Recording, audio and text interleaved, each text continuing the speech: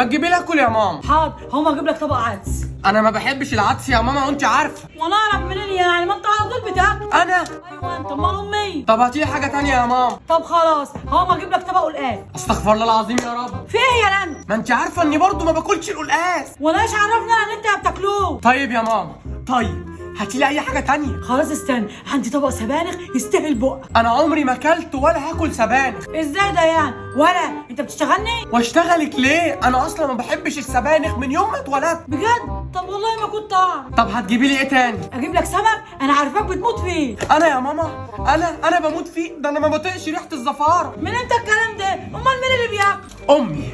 لا انا ما بحبوش.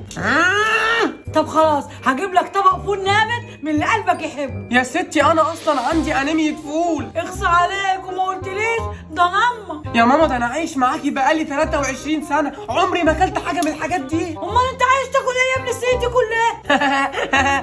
باكل بعضي. قوم يلا اعمل لك سندوتش جبن. صح، انت صح. انا ماليش غير الجبنه، ماليش غير الجبنه.